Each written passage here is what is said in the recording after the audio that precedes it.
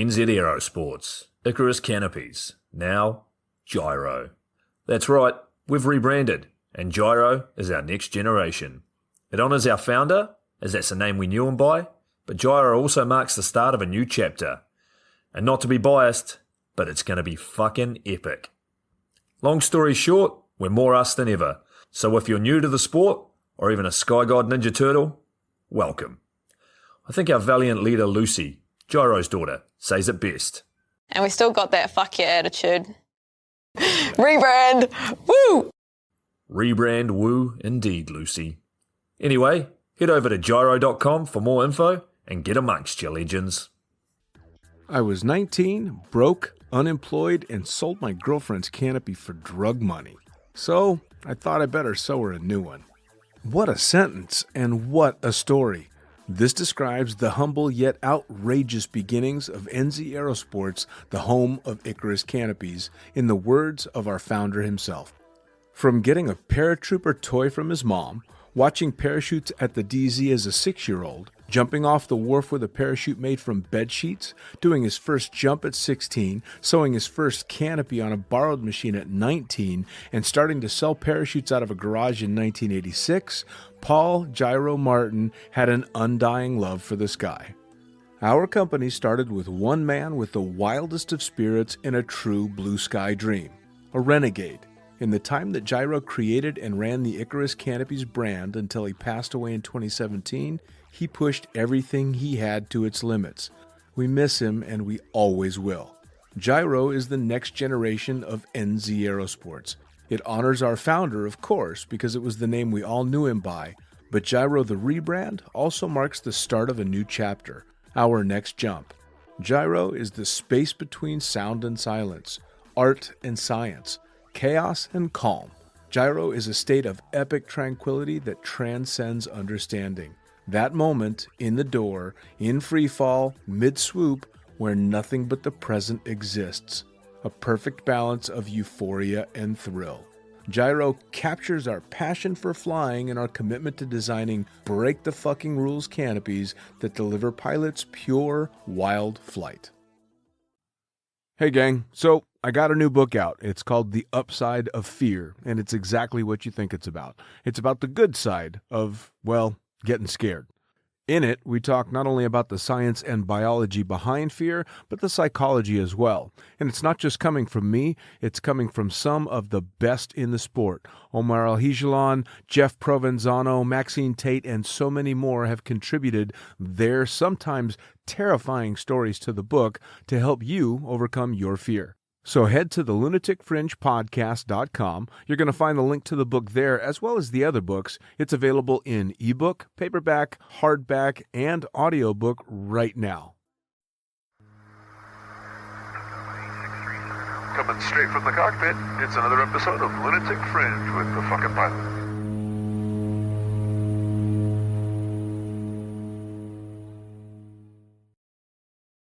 Ready, set, go! Back in the can for another edition of Lunatic Fringe Into the Void. Before we even get started, cheers. Cheers, my friend. Salute. Salute, mon ami. Nice, nice. Who the fuck are you? What do you do? Good evening, Mr. Dean. Yeah. Well, they call me Alberto, Albe. Alberto. The second Italian in Skydive Dubai after Nice. Mas. Nice. Yeah, Mas is the prince of Italians in Skydive Dubai. Apparently, yes. And then I'm the second one. Nice. Right Nice. after him. So you jump out of airplanes. Yes, I do. On a daily basis. Working tandem instructor, AFF, all that shit? Yeah, well, let's say tandem instructor and videographer. Okay. AFF, yes. But at the Palm, we don't really do that. Yeah, fair enough. Yeah, that'd be a tough place to do. AFF. Yeah, It'd be a I would- hilarious place. They would be nice, but the rescue boat, I don't think it would be pretty You have busy. to have a whole lot more fucking boats. All right, so you jump out of airplanes for a living, but Not a worse job, huh? no, not a worse job. it's not a bad job. I mean, there's a reason it kept me in the sport for 27 years now. It's been a while. But how did you get started? Because especially in Europe, I'm always surprised at how many Europeans are into skydiving because Europe's not exactly known for the greatest weather to jump out of airplanes. So how old were you? How'd you get started? How was that first Well, jump? there was a long time ago already, like 2008. Long time. Fuck off.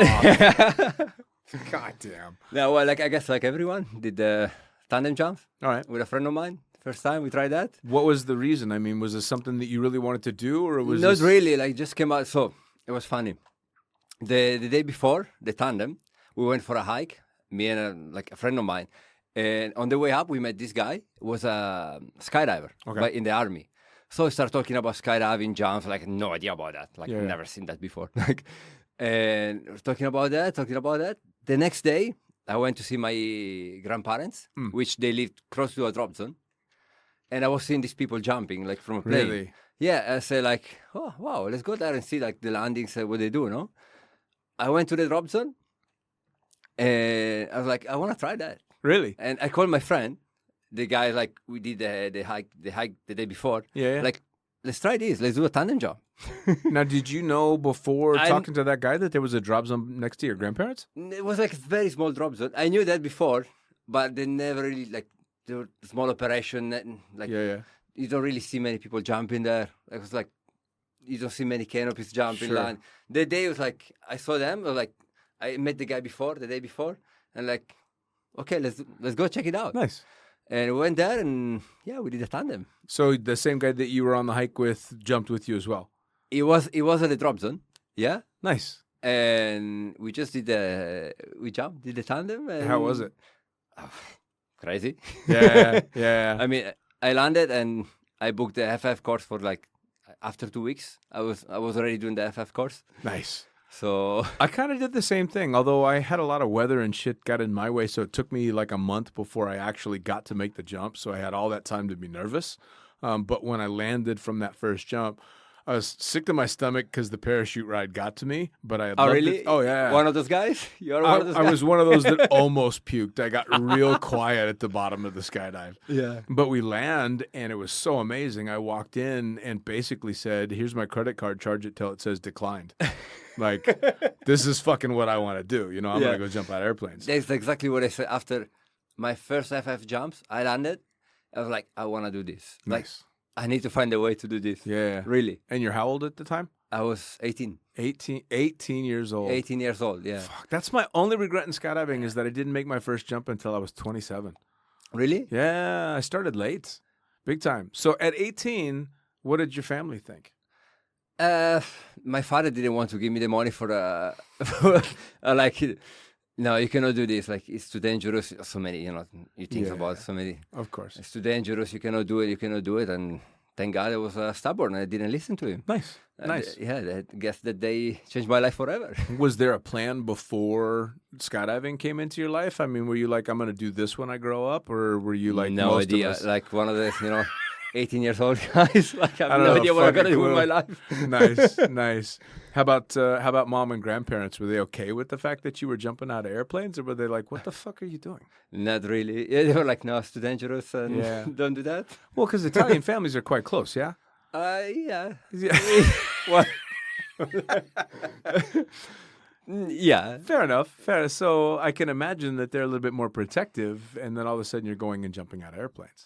Yeah, at the beginning they were not really. No, I was super scared. Yeah. Well, so they didn't really want me to do that, but they're scared never about give it. up. They didn't want to pay for it. How'd you manage to keep jumping? thank God back then I was already working. What were you doing? I was into like construction, like we were doing luxury mosaics. Okay. I don't know if it makes like I don't know if in English you say that like Yeah. mosaics. No, you said that. Yeah, mosaic. Yeah. Mosaic. Yeah. I was doing that, and thank God I was already working, so I could actually spend the money I was making. Yeah. Pretty much 99% of the money I was making, and Sure. I was spending back in the skydive. Of course. Now, what part of Italy was this? It was North Italy, on the north. Yeah, Okay, for Americans, where is that? near Torino, near the Alps. Okay. North near.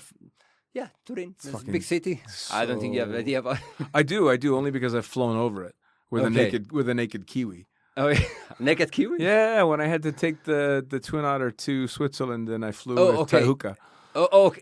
Okay. Yeah, With that, yeah. yes. So we flew from Dubai through Saudi to Greece. And Oh, I then remember that. It up was what, 3 all or of 4 years ago, Italy. no? Yeah, it was 3 years ago. A little Yeah. over 3 years ago. Yeah. So I've flown right over where you were learning how to skydive. Exactly. It's Yeah. such a stunning area. It's beautiful. Yeah. Yeah, It's very nice. Like I travel many places around the world, but like Italy, stunning. It's beautiful. I love mountains, so Sure. Oh, yeah. I'm very lucky to. Now, how long did it take in the sport? I mean, different people handle it different ways. A lot of people, skydiving is very overloading. You know, you only see what's right in front of your face. Yeah. How long before you were soaking in the views over someplace like Italy? Was it a while, or were you pretty soon going, holy shit, this is gorgeous? I was like the drop zone was next to the all the Alps, all the chain Alps chain, Fucking hell. and amazing. Like it's not because it was my home drop zone, but it was one of the best views I ever seen in skydiving. Yeah.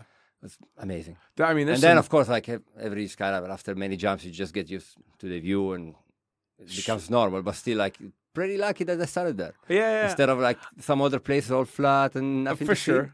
There was like. I mean, Good. there's definitely places that are prettier than others, but does it ever get normal? It hasn't to me yet. I mean, even a bunch of cornfields laid out below you at 13,000 feet is pretty fucking cool. Oh, no, of course, yeah. True, yeah. It's pretty epic. Especially if you jump like next to the mountains, it's, I think better than the sea. And the view, it never gets old too. How about the season? What's the weather like learning how to jump in a place like that? The winter was horrible. Like, I mean, we were jumping minus 30 degrees.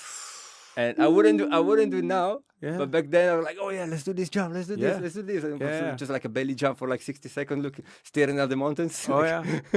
But it was pretty cold. Well, those were the old jokes, right? I mean, those are what they jokingly call the D license holds. Like all the A and Bs can go jump because you're fucking too stupid to know you should stay on the ground. You know, yeah. And we're jumping in the wind, like January, we're jumping in the snow, landing like in the snow, like sometimes like fucked up the landing, Yeah. just like rolling in the snow, and yeah. But I mean, part of the progress, you know, Yeah, the of course. process, you know, you do that. So now you go out and you do the tandem. You're working construction to help pay for the habit and everything. But at what point do you go, this is what I want to do? Well, straight away, I was like, I want to do that. And then, of course, it takes a while because before start to do video, start to become instructor, takes like 3 or 4 years. Yeah. But I was lucky that the drop zone there saw me as the young fella, really motivated, like keen to push it. Sure. So they helped me as well, you know, I was like sign up for videos after like 6 months. Nice. And it helped me a lot, you know, like stay in the community, be part of the staff. Yeah. And then, like after 3 years, I had enough jumps and I became instructor. IFF instructor and tandem instructor after 3 years. Now, what are the limits in Italy for how many jumps you have to be an instructor or camera flyer?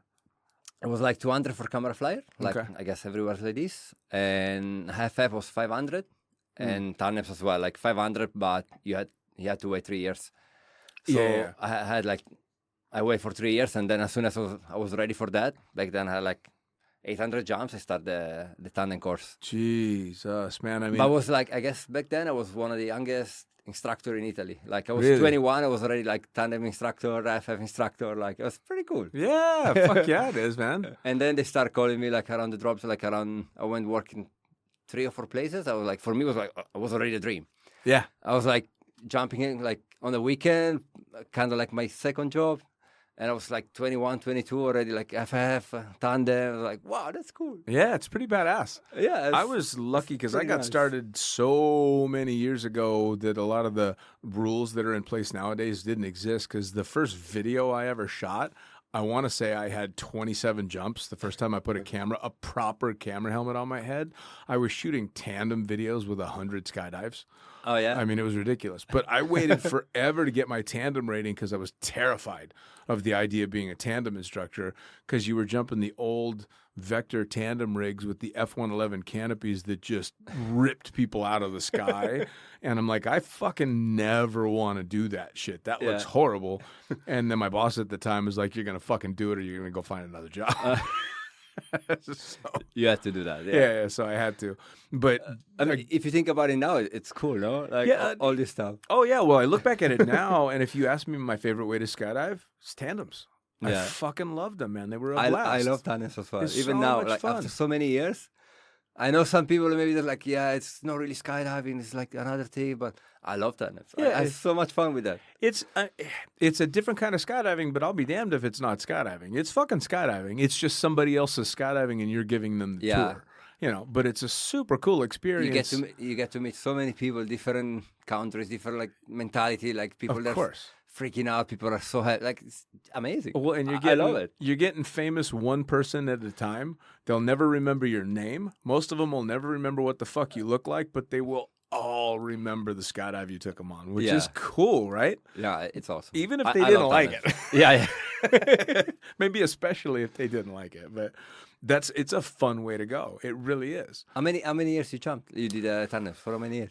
Oh shit. 15 years. 15 years. Yeah. You know, I mean, I started to taper off as soon as I started flying. But I was balancing between the two. And then when I was flying, the first couple of years I was flying the Otter, we'd have weekdays that the Otter wasn't flying. And so for a few extra bucks, I would chuck drogues and do tandems. But you know how it is, man. Tandems are hard on you. Yeah, I know pretty well. But I mean, after a while, you just get used to it. Yeah. Try to be in shape and carry on, no? Keep Even going though, strong. Well, you learn how to abbreviate your drogue throw because your shoulder doesn't work the way it used to. I mean, there's a lot of old skydivers listening to this going, yeah, you do what you got to do, right? Yeah. Because I think I did, I want to say a little over 8,000 tandems. Not bad. That's enough. That's enough. That's enough. That's a lot of meat if you go pound for pound. That's a lot of bodies. So that's a lot of bodies. That's why I transitioned into taking you guys up in the plane instead of one at a time. I'll just do it 20 at a time. There you go. A little bit easier. I remember you were telling me back then in cross keys, you were doing like what, 20 jumps a day, 25? 25 a day, yeah. So if you didn't do at least 100 jumps a week, you were pissed. No way. You know, this is back when I was working with Rob Stanley and Jacko and Mark Norman and this crazy crew. All the legends. Oh, yeah, man. Friday, Saturday, Sunday, you do 75 to 80 jumps. That's insane. In 3 days. Oh, yeah. Wow. Even for us, we jump a lot, but still, like, we do max, 10 jumps a day? Yeah. But think about, like, doing 20, 25? Oh, I've never done that. My record is like 15 in a day. No, so we did the unofficial world record back in the day because the owner didn't bother to do the whole Guinness Book thing. But the unofficial record was we did 407 tandems in a day. I think the day record 407. The day record was set by Jacko, who did either 31 or 32 tandems, of course, and I did 29. Wow. Yeah. Oh, it was. We thought we were being smart about it because the way that they did it, they just did cattle groups. So they'd gear up a bunch of people and put them in a pen, and you just grab a student and get on the plane. No introduction. Somebody else has briefed them, somebody else has geared them up. So you're checking shit as you're on the plane. So what do? You land, you just grab the first one you see. Absolutely. You land, you drop a rig, you run. You won't get the 120 kilo student. Huh? Oh, no, that's why you run. Because of the... So it's Jackson, me, and maybe one or two other smart people are like running like hell and grabbing every cute girl all the way, which was great until it's like 2 o'clock in the afternoon and there's nothing but a bunch of fat, pissed off guys that are not happy that you've run past them half a dozen times to grab the cute girls. Yeah. And I remember my last guy was my 29th one, and I grabbed him and I said, "Hey, my name's Dean. I'm probably going to throw up on you." Because all I did, it was sponsored by Red Bull. So all I did was drink Red Bull and eat Snickers bars all fucking day. I was so bad. So bad. But yeah, then average day at Cross Keys, it was 25 a day. You were just go big time. And that's insane. Yeah, it was crazy. Oh, and the most flying I ever did was at Chicagoland skydiving, flying 40 otter loads in a day. And how I did that, I have no clue. Never got out from a plane, no? Yeah. Always in the plane. Oh, yeah. Well, you just get out to pee and fuel at the same time with the engines running. Like the airstrip at Chicago had a separate place you landed to get gas by yourself. So I would set the brakes, engines running, and go stand next to the spinning prop with the fueling it and peeing at the same time. Every 5 or 6 loads until I had done 40 loads. That's amazing. Yeah, never again. Never again, no? No. Done that? Thank you so much. Yeah. So you what was your first rating? Was you started video, but then you got your tandem rating first? Start video and then FF. AFF first? FF first. Fuck me, dude. That's not an easy course. Yeah, but I was like kind of lucky because I started to do like wind tunnel as well. I had my belly team. Oh, you fucking tunnel rats. Yeah, so I got some good skills like on belly. I was doing belly competition, so that helped me a lot. So yeah, FF and then tandems. Nice. Yeah. Nice. I mean, I did my AFF course after I had had a fair amount of tandems and video, and it's still, that course is tough. Yeah. That's the hardest way to skydive, man. Hats off to yeah. oh yeah. Yeah, it takes a lot, you know. Absolutely. I remember a guy in the course that I was in was complaining because he failed a level, saying that his evaluator did something during free fall that a student would never have the skill to do. Yeah. And the evaluator's like, you will never believe the shit you will see students do on AFF jumps. I know, every jump is a surprise. Oh, yeah. Every jump something different, something happens. Like you need to get ready for the worst, for sure. Oh, yeah. But some of them are so much fun, too. I know, of course it's fun, yeah. Even as from a pilot's perspective, too, because I get to watch the counts, and I've actually watched somebody accidentally jump back into the plane, Yeah, which I had that as well. pretty fucking funny. Yeah. And then I had one that shook. She was a single instructor, and she managed to shake her instructor who went and she didn't. And she comes up to the front of the plane. They were the last to exit. She comes up to the front of the plane and says, I'm by myself. Should I leave? I'm like, no, you should put your seatbelt on. We're going to go ahead and go back down. Yeah, it's crazy. You see many things on tandems for sure, but Yeah. it's easier as soon as you have more experience. You just get used and you're ready for that. But like FF is like wow, Yeah. so many surprises, like exit, like You never know. you never know. Yeah, Yeah. you never know. Do you have any tandems that stand out in your memory as the crazier tandems that you've done? No, not really. I mean, you see every kind of people, emotions, like everything, but not really. Like It's it's always a surprise, yeah. yeah. But like, not really crazy stuff. Fair enough. Well, I think the training and the equipment has gotten to the point now, too, though, that if you're an experienced tandem instructor now, you've kind of, it's, I don't want to say it's easier, but there's a lot of experience ahead of you that's taught Yeah. to get to the level that we're at. Now, the thing is, like, if you get used and then you just get comfortable, and then as soon as you have, like, the little girl, you're like, oh, that's another easy one. Yeah. Boom. No, never is. Never. No. You go, yeah, you go back and like, okay, maybe it's never the same, you know? Yep, Every yep. time is different. No, if you want him steady and easy, 180-pound guy that's no more than, slightly shorter than me, perfect every time. Yeah. We're going belly to earth every time. That's a piece of cake. It's funny though. So I mean, you've done tandems now for quite some time in a hotter climate. That's what, like, been a while, yeah. We've been working together for 9 years. 9 years. Yeah, dude. Fuck me, 9 years. Man. Yeah, bro. So summer's in the heat. I only catch the smell up in the cockpit. You guys get it back in the cabin. I have my flight bag with air freshener that I spray. I know. Liberally. Thank you for that. Yeah, you're welcome. You're welcome. And I mean, I did tandems in Vegas as well, but whoo, holy shit, man. Yeah. Especially around this area. That's this part of tandems. It gets so fucking hot. And people are nervous, and maybe they've had a couple of drinks the night before, and they don't realize that all comes out your pores when you're getting ready to jump. That's why, like, between that and between all, like, different people are, like, that's why we have the strongest immune system. Yeah, right? Right? Yeah. I never get sick. We did great during COVID because, and I mean, this is the most multicultural place I've ever lived. No, 100%. Yeah. Yeah, I'm sure about that. Yeah. Like, never get sick. I think one of the reasons is, like, we always jump with different people. Like, we get all the shit coming out. We get very close to these people, and we're just used to that. Like, our immune system is like a gladiator. Yeah, for sure. Now, after 9 years working in this region, our season is flipped completely backwards to most of the rest of the world. Because as soon as it hits summer in this region, most of the staff takes their vacations because it's too fucking hot. We've had the opportunity to do some amazing traveling. I mean, hell, we've hiked up together to the top of a volcano in Bali. Come on. Yeah, How that was cool cool, was huh? that? Right? There was like, what, 2017? Something like that. Oof, my God. There was amazing. We had like 15, 20 people from... Yeah. Yeah, we took over one of the islands and had an amazing time. I mean, all of that stuff. It was crazy. Yeah. Oh yeah, you remember when we went to? It wasn't the big monkey forest in Ubud. Oh, I remember that very well. That fucking monkey that stole my glasses. Oh, there was you found it like on the other side of the forest. Yeah, he stole my glasses, bent them up into a pretzel, I and still then have a put picture. them. I still have a picture of that. Put my glasses in the middle of the path for me to find after he fucked up my glasses. Yeah, I remember that. I damn still have a monkeys. picture, bro. It was crazy.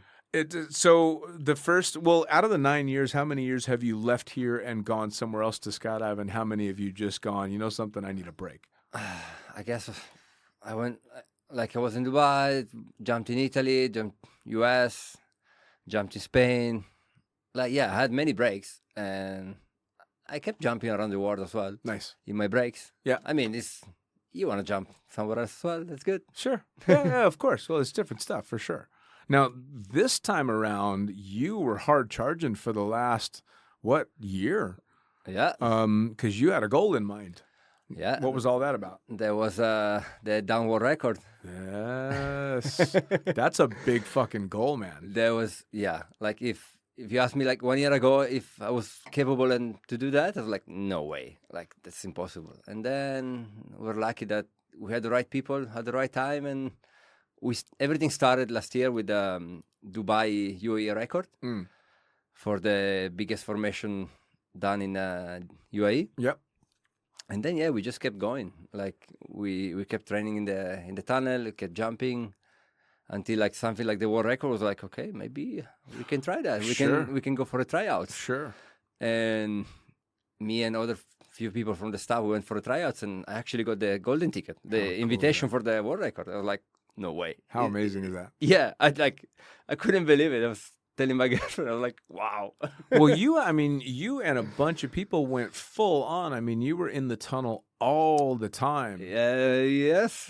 You were even doing tunnel competitions and stuff like that, because it wasn't just about training for the big way. You were also having fun doing shit in the tunnel. I really love that, yeah. I love doing competition. I love flying the tunnel. I love like fly with the guys. Like we had our core team, like always like the same people flying together. That's insane. It's fun. Nice. We have like, it's just fun. And plus, like, it's good. Share the time. It's kind of cheaper. Yeah. If you share the time, and good thing you improve as well. You know, it's our job, so it's nice to be skilled. Well, we're spoiled in this region too, and we've got two of the biggest tunnels in the world.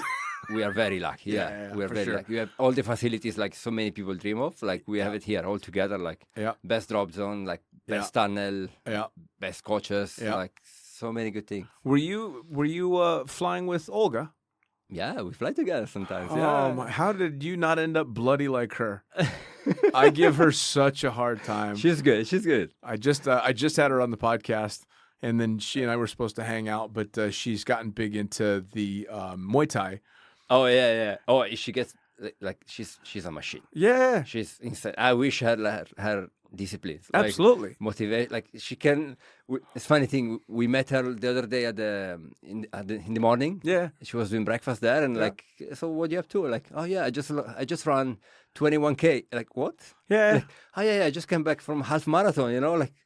Wow. Well, you know what I love about it too is she's a machine. She'll do something like the half marathon, but somewhere in the middle of a half marathon, she'll make sure that there's a picture of her where she almost looks model-esque as she's almost jogging along with no sweat when most of the rest of us would be fucking dying. I'm dying after 3K. I'm already dying. Like, yeah, absolutely. No, she's another level. Really. Absolutely. She's wow. But then she keeps us entertained because she shows up at the drop zone with sore ribs and a black eye because she got kicked in the head by another instructor doing Muay Thai. Yep. I love it. Yeah. She manages to survive some of the craziness in skydiving, but if she's involved in something on the ground, it's a guarantee she's going to fuck herself up. Yeah. With whooping, with so.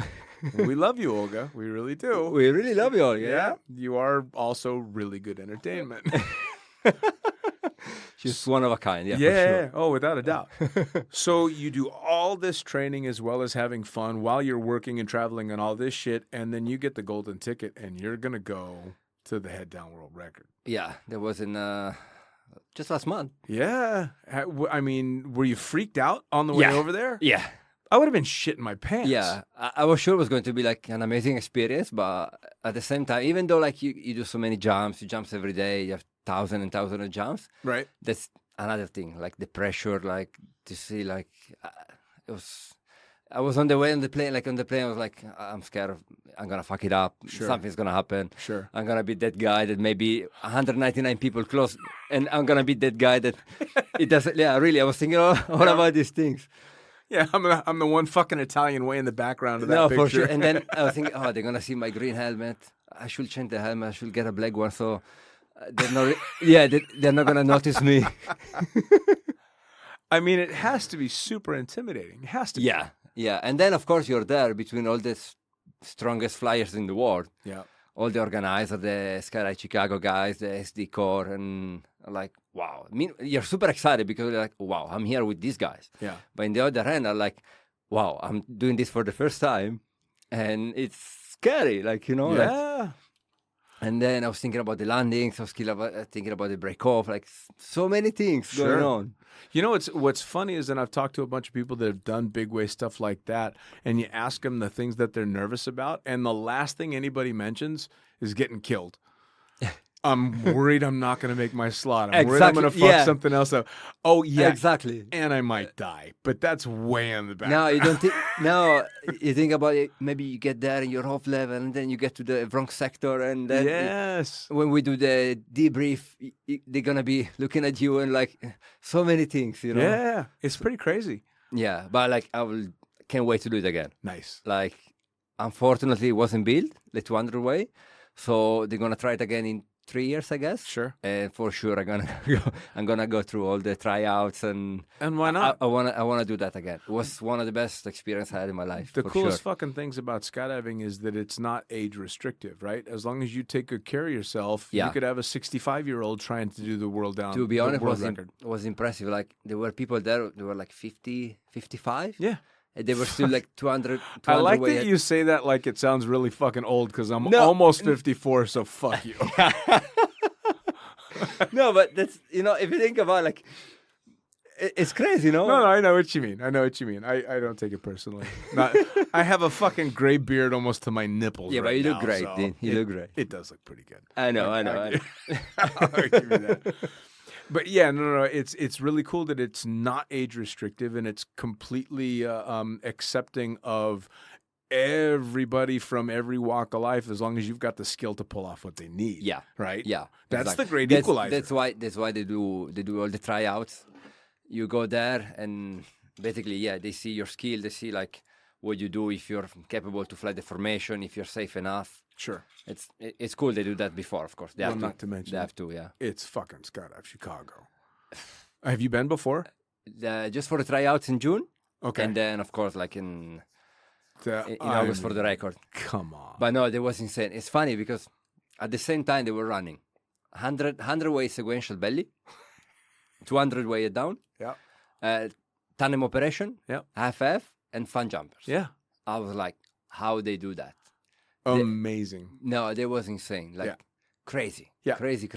That operation and Rook Nelson and the crew that have put that place together and built it up over the years. Yeah, Rook is a legend. Oh, yeah. Yeah, well, I mean, a legend born of legends. I mean, everybody knows Roger Nelson's story, and Melissa Nelson's written all about him and everything. And I was just talking to a guy by the name of Guy Manos, whose episode I think will air just before yours does, who wrote the movie Drop Zone, wrote the movie Cutaway, did the movie Cliffhanger, all this stuff. And he's back there in the Roger Nelson days. And he and I talked briefly about the fact that skydiving got all its really cool toys and big planes because we were running a bunch of fucking drugs.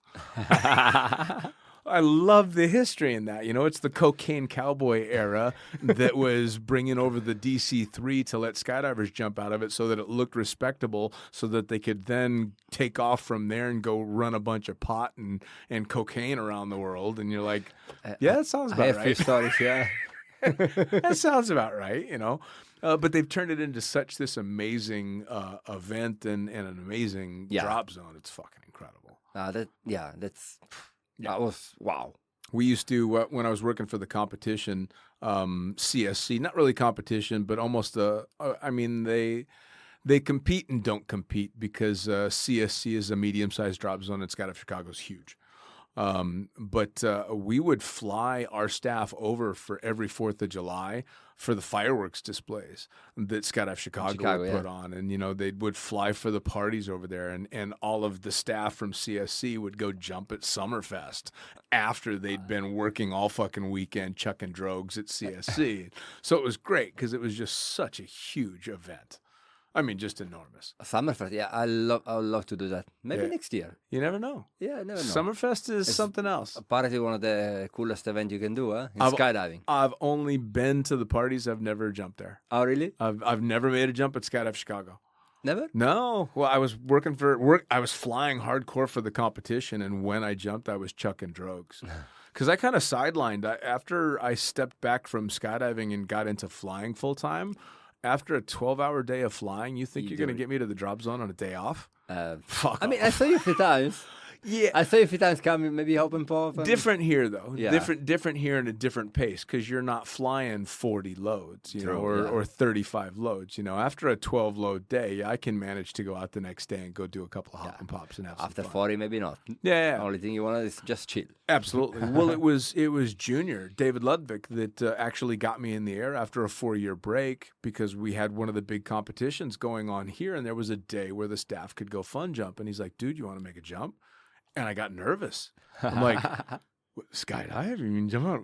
Really? What's that? Holy Yeah, shit. yeah. And went and made a jump and realized, oh, that's right. I can just go be a fun jumper. I don't have to do tandems or AFF. Yeah. I can just go flail around and have fun and be the guy that fucks up the skydive. So it's nice, Guy. Yeah, it's really entertaining. So now you've got the big wave potentially that you're going to want to do again in 3 years or so. For sure. And you've gotten bitten by the competition bug. Where do you think that's going to lead you? I mean, what type of competition stuff do you daydream about, or are there plans? Well, now we have VFS team. Mm. We're actually talking about do some international competition on VFS. Oh, yeah? But yeah, let's see what's going on next season. Nice. Maybe we're gonna do that. And Nice. Stay current and just improve the level. So now, all these years later, what do the family think of your jumping now? Because now it's a career. They just got used, and I guess they're kind of proud of me. Nice, nice. After so many years. Have and, you taken any of them on jumps? just my two brothers. So you've taken your brothers. That's cool. Yeah. Well, it's funny because I don't even know how many years ago it was. And I've talked about it on the podcast many times. My daughter was introduced to the sport of skydiving very young, but didn't jump. Thank fuck for all the young years. But she was head over heels in love with Jacko, who more women on the planet than anybody else. Of course. Fuck that guy. Ooh, that's I love Jack. Fuck that guy. Yeah. So she was in love with Jacko, and Jacko was working here doing jumps, but he happened to be on vacation. So he wasn't going to be around to take my daughter, and she's coming for vacation. And I'm like, all right, I want her to have the most amazing time, which rules out two things. A, I'm not taking her on a tandem because I would, A, have to get recurrent, and B, the thought of taking my kid on a tandem was really scary, to be honest. Too much responsibility. I'm like, and B, and I want to make sure she has the best time she possibly can. So I'm like, all right, I'm going to give her to the tall, built, handsome Italian guy because I know she'll fucking love it, but I'm also going to make sure he knows that I will have him murdered. Yep. I remember that. I think you text me on Facebook or something. Yeah. You're going to jump with my daughter, but... Yeah. I'm remember that. I really want you to take my daughter Just a on couple tandem. of things, Alberto. Yeah. These are the things that are not going to fucking happen. Yep. Yeah. I remember that.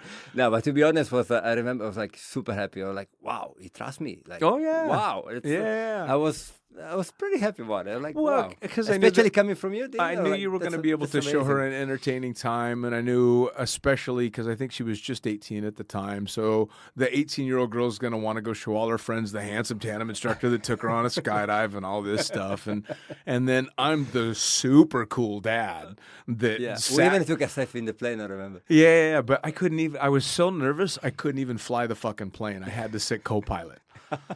I don't know what that says about me, but I was so nervous about my own kid making the jump. The second time around, when she came and made a second jump, I actually jumped out on a sport rig and flew with her a little bit, which was fun. But yeah, that first time, I'm like, nope, just radio that the parachutes are And open. then she kept jumping? Or No, she's only done two. two tandems? Yeah, which is fine.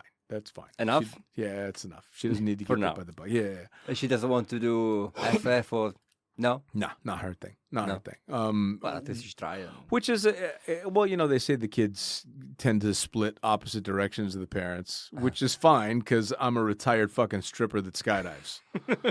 Yeah. I'm good with her.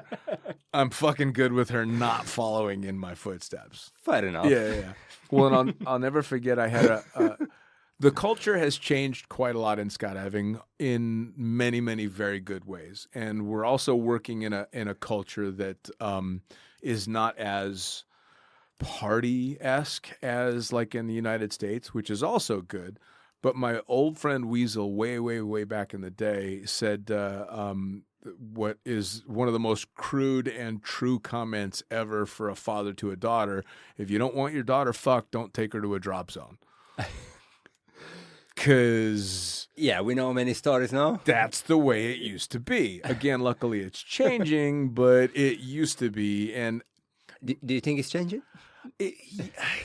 yes and no, because I see now more families, more married couples, and more boyfriend-girlfriend situations Yeah. in drop zones than I remember when I was growing up in the sport. Because when I was growing up in the sport, it wasn't your girl or guy, it was just your turn, Yeah. right? Right. Just your turn. Yeah. Skydive Cross Keys was the most incestuous drop zone I've ever been. I mean, 1 degree of separation. So technically, I've had sex with Jacko because we've gone the same route. But so in that way, yeah, I think it has changed. I think it's not nearly as crazy party vibe as it used to be when it's a working drop zone. Not to say that it doesn't get over the top. Of course it does. But I think also skydivers now tend to take their wild side away from the operation. Yeah, fair enough, especially if you're a professional and you work in skydiving. Yes. You want to avoid, Well, in you want to avoid skydiving, any problem. skydiving now is mainstream, very Yeah. mainstream. It's Yeah. big business. I mean, we know that just in the operation that we worked in together for 9 years. We're talking huge business, and the reputation counts. Reputation, the name. Yeah. So if you want to go do stupid things, you go do it as a landlubber somewhere way far away from the operation that has nothing to do with skydiving because it needs that. And I Yes. think that's a very good thing. Yeah, 100%. Yeah. Especially now the social media era and internet and Oh, Yeah. fuck there was everything stays there then. Thank fuck there were no camera phones when my shit got started. Yeah, probably a good thing, no? Yeah, it's very, very good. Very, very good. So VFS for sure is 100%. like a passion, I love that. and being able to get back to the big way. Yeah.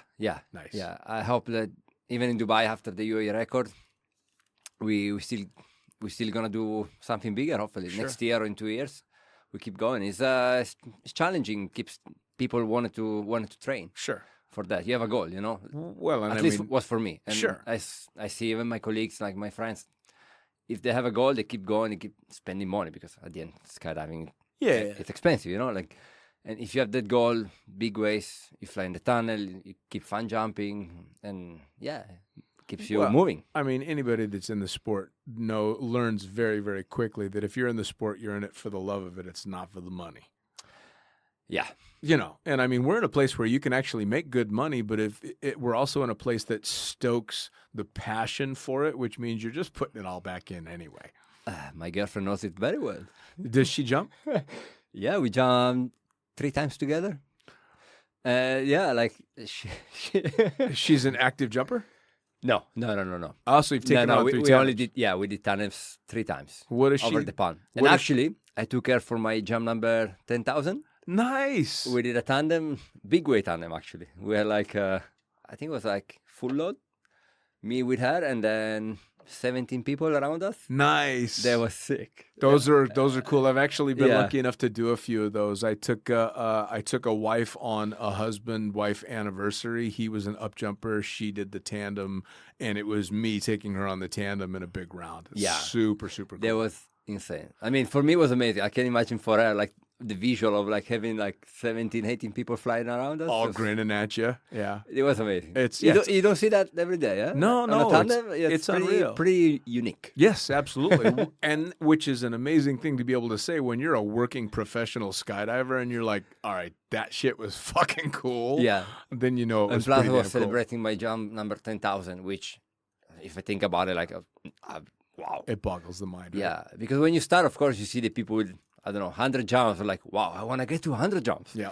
And then you see the people with 1,000 jumps. Wow, like, I want to get to 1,000. And then you just keep going. And like, now I'm like almost 17,500, 18,000 jumps. Like, wow, it's been a long run. Yeah, it's crazy, right? Still many more years to go. Oh I guess. I did the same thing with flying because I recently am semi-retired anyway. Semi-retired. We'll see what happens. Let's see what happens. Yeah. But I mean, over 14,000 hours flying, almost all of it jumpers, and I did the math and takeoffs and landings, probably 40,000 plus, and in jump runs.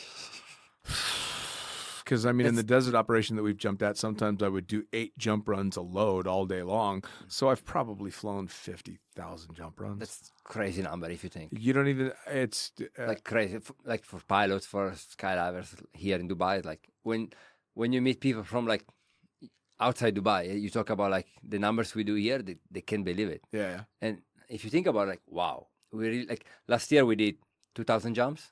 Yeah. Like 2,000 jumps in one season, it's a lot. That's a whole lot of jumps. Yeah. Many people do this in a lifetime. Oh, yeah. And we did it like in 10 months. Yeah. Like, Yeah. Which it's still, the cool thing about it is it's still never a commonplace thing. Because I don't know about you. Obviously, I had a little bit more access sitting in the cockpit. I've got thousands of pictures on my phone off of jump run or descending down or the faces in the back. What other job on the planet do you go, oh, fuck, I need a picture of this? I don't know anybody in an office that's like, I need a picture of the computer. Yeah. No, of course not. You know, I mean, so we're very honestly, lucky. sometimes I still think like, is this really my job? Like, Yeah. really? Oh, believe me, I all the time. I mean, I'm sitting in a fucking converted itty bitty little bedroom turned into a studio, talking to somebody about jumping out of airplanes. Yeah. Because that's what we've been lucky enough to do forever. I know. No, we are very lucky. Yeah. It's fucking cool. Sometimes, of course, after a while you get used, but then you think about it like, wow, we do this every day. We have fun every day. We have like the best vibes at work. Oh yeah.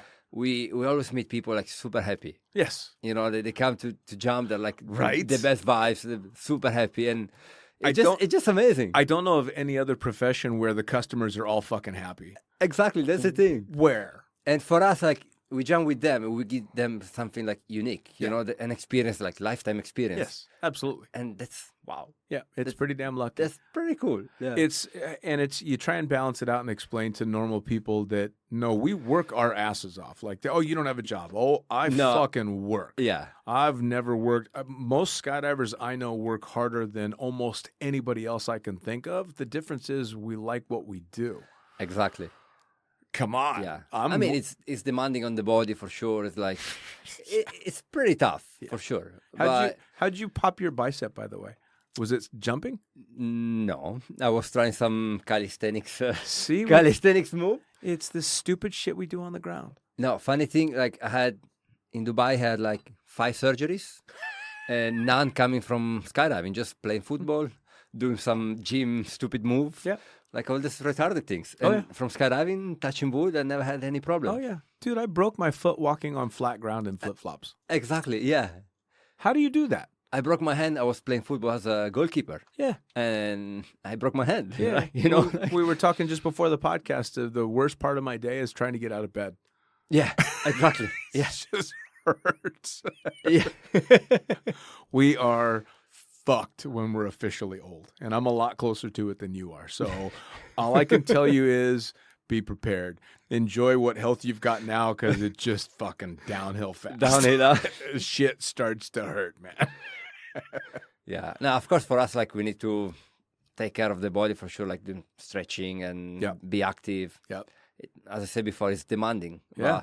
If you never stop, I have this idea. Like if you never stop, you keep running. It's easier. As soon as, like for me, example in through COVID, when we went through the quarantine, I was sitting at home and I never had so much back pain. And like I felt horrible. Yeah. Because I wasn't moving. No. Absolutely. And now, like every day I'm flying the tunnel, like do 10 jumps a day, 9 jumps a day. I feel great. Of course, you feel tired, but you still it's a work different out. kind of pain, though, right? Exactly. But if you just keep moving, it's fine. Yeah, As soon yeah. as you stop, you're like, wow. Oh yeah, there's the pain involved in working out hard or working hard jumping all day, and then there's the pain involved in sitting on your ass on the couch. Yeah. And the on the couch pain is much worse. Worst, yeah. Oh my God. Much, Mentally much worse. and even for your body, it's like, Yeah. it's bad. Yeah. And mentally as well. Yeah, absolutely. Well, and we're so fed with stimulus all the time that just sitting on the couch. I mean, during COVID, I think I watched Netflix, like all the series. all of it. Yeah. I think I finished the internet. Yeah. I'm pretty sure I got to the end. I think I had my record of playing PlayStation for like 16 hours straight. Yeah, it's And just... thank God after that, I was like, okay, this is enough. I put it on Dubiso. I sold it. Yeah. Like, no, this is enough. I'm I'm better than that. I came a gnat's ass away from buying a video game setup and talk myself out of it because I'm like, nope, once I get started on that, I'm fucked. Yeah. That's yeah, the yeah. wrong road. So, No, it's funny. Like in COVID, I bought a PlayStation, and then I played so many hours, I sold it. And then quarantine again, I was keep going. I bought another one, and then, and then I'm like, no, I'm playing too much. I sold it again. Yep. Like no, it's not good. no good, no good. no, No, it's especially for us, we used to be active, and Yeah. no, that wasn't good. It's much more dangerous than jumping out of airplanes. 100%, 100%. So usually as I wrap things up, I always ask people what advice you give to people that are just getting in the sport, like if they're thinking skydiving might be their thing, what should they be thinking about? And for old fuckers like me that are thinking maybe there's nothing left in the sport for me, what advice do you give to those groups?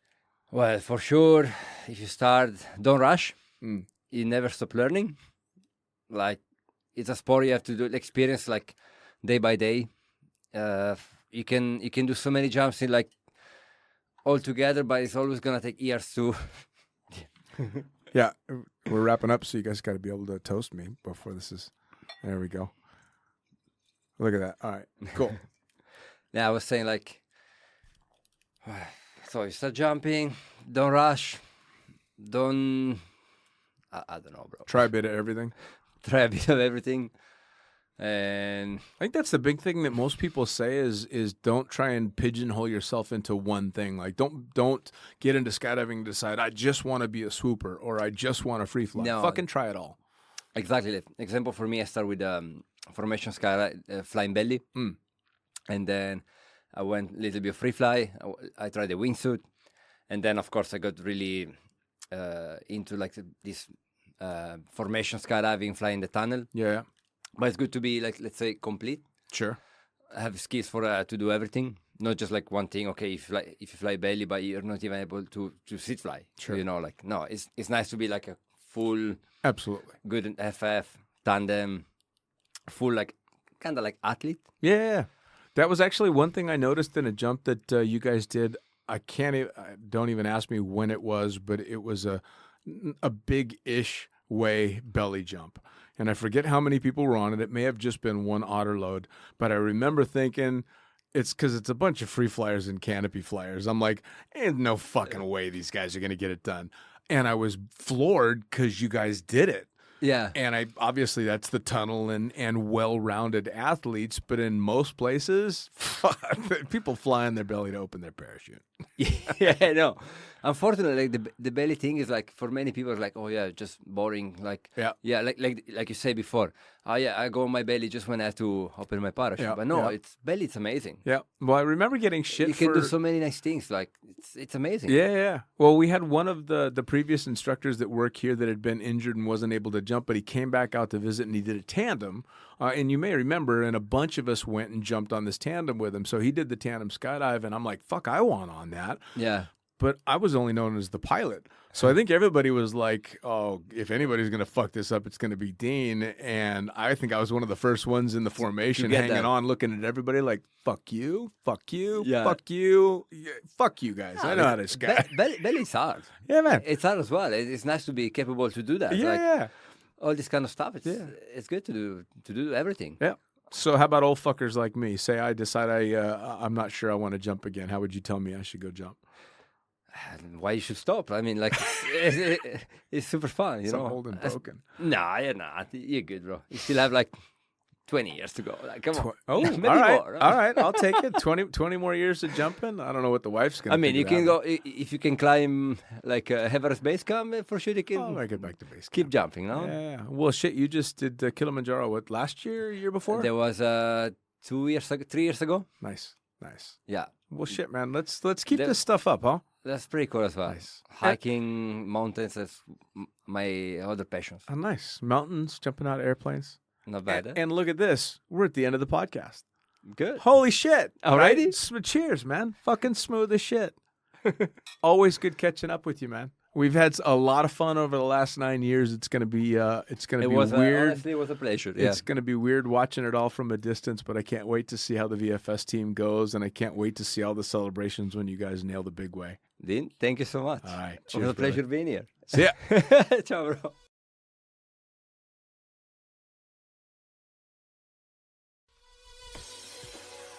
Well, there you have it. Another episode of the Lunatic Fringe podcast brought to you as always by, well, wait, not as always, actually. Brought to you now by Gyro.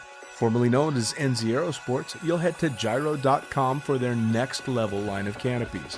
By Pussfoot, the Extreme Sports Collective. Head over to pussfoot.com to check it out.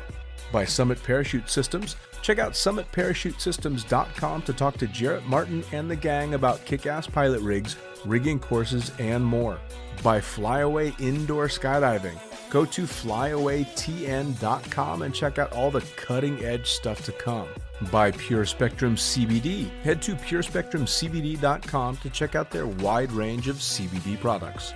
And as for us, head to the lunaticfringepodcast.com to listen to any of the hundreds of episodes currently available, hit the link for our YouTube channel, pick up your copy of the Lunatic Fringe book or The Accidental Stripper, and get a sneak peek at upcoming guests. Once again, thanks for listening, and we'll see you next time.